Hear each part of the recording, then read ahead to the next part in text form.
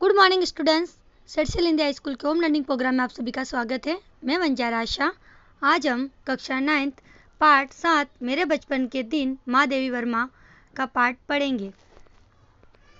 माँ देवी वर्मा का जन्म सन 1907 में उत्तर प्रदेश के फर्रुखाबाद शहर में हुआ था। उनकी शिक्षा दीक्षा प्रियंका में हुई। प्रियंका महिला विद्यापीठ में पदाचार्य पद लंबे समय तक कार्य करते हुए उन्होंने लड़कियों की शिक्षा के लिए काफ़ी प्रयत्न किए। सन 1987 में उनका देहांत हो गया।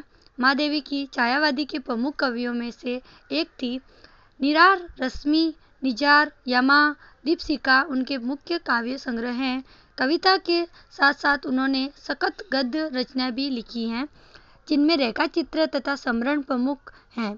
अतीत के चलचित्र, स्मृति की रेखाएं, पथ के साथी, श्रृंखला की कड़ियाँ उनकी महत्वपूर्ण गद्य रचनाएं हैं। माँ देवी वर्मा को साहित्य अकादमी एवं ज्ञानपीठ पुरस्कार से सम्मानित भी किया गया है।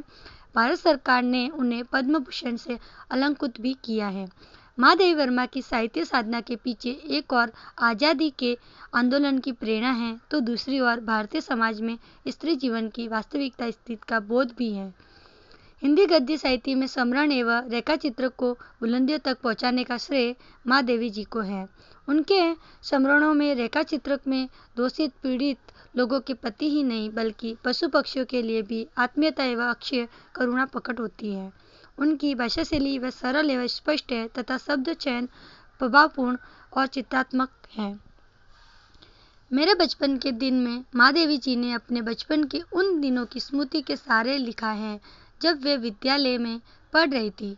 इस अंश में लड़कियों के प्रति सामाजिक रवैये, विद्यालय की सहपाठियों का छात्रावास के जीवन और स्वतंत्र आंदोलन के प्रसंगों का बहुत ही सजीव वर्णन किया है।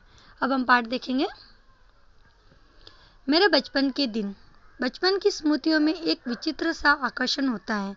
कभी कभी लगता है जैसे सपने में सब देखा होगा। परिस्थितियाँ बहुत बदल जाती हैं। अपने परिवार में कई पीढ़ियों के बाद उत्पन्न हुई। मेरे परिवार में प्राय 200 वर्ष तक कोई लड़की थी नहीं। सुना है उनके पहले लड़कियों का पैदा होते ही परम धाम भेज देते थे। फिर मेरे बाबा ने बहुत दुर्गा पूजा की।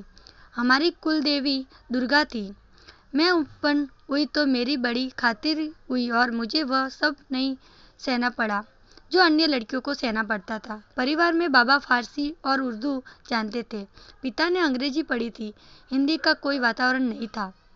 मेरी माता जबलपुर से आई तब वे अपने साथ हिंदी लाई। वे पूजा पाठ भी बहुत करती थी। पहले पहले उन्होंने मुझको पंचतंत्र पढ़ाना सिखाया। बाबा कहते थे इसका हमें विशुद्धित बनाएंगे। मेरे संबंध में उनका विचार बहुत ऊंचा रहा, इसीलिए पंचतंत्र में भी पढ़ा। मैंने संस्कृत भी पढ़ी। यह आवश्यक चाहते थे कि मैं उर्दू फारसी सीख लूं, लेकिन वह मेरे वश में नहीं था। मैंने जब एक दिन मौलवी साहब जी को देखा तो बस पूरे दूसरे दिन में चारपाई के नीचे चाह छिपी। तब पंडित जी आए संस्कृत पढ़ाने। माँ थोड़ी संस्कृत जानती थी। गीता में उन्हें विशेष रुचि थी। पूजा पाठ के समय मैं भी बैठ जाती थी और संस्कृति सुनती थी।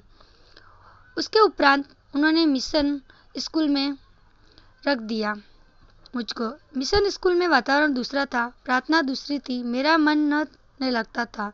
वहाँ जाना बंद कर दिया। जाने में रोने धोने लगी। तब उन्होंने मुझे कांटवेस्ट गर्ल्स कॉलेज में भेज दिया, जहाँ मैं 5 दर्जे में भर्ती हुई। यहाँ का वातावरण बहुत अच्छा था। उस समय हिंदू लड़कियां भी थी, ईसाई लड़कियां भी थी। हम लोगों का एक ही मेज था। उस मेज में प्याज नहीं बनता था। वहाँ छात्रावास के हर कमरे में हम 4 छात्राएं रहती थी। उनमें पहली साथनी सुभद्रा कुमारी मिली।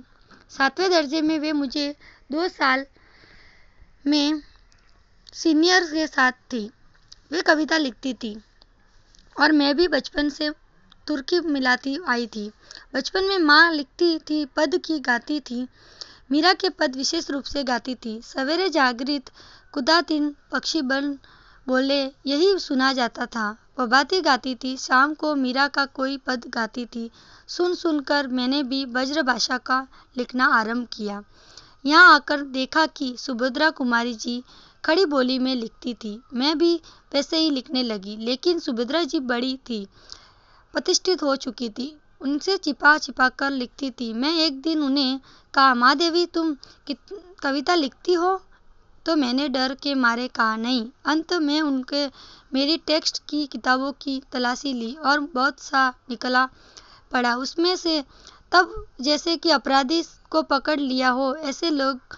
उन्होंने एक हाथ में कागज लिए और एक हाथ में मुझको पकड़ा और बोले, हॉस्टल में दिखा आई तो ये कविता लिखती है। फिर हम दोनों की मित्रता हो गई। कास्टबैंड में एक पेड़ की डाल नीचे थी, उस डाल पर मैं भी लोगों के साथ बैठ जाती थी। बच्चों, हम नेक्स्ट वीडियो में आगे का वीडियो देखेंगे। Thank you. आगे का पार्ट बाद में पढ़ेंगे।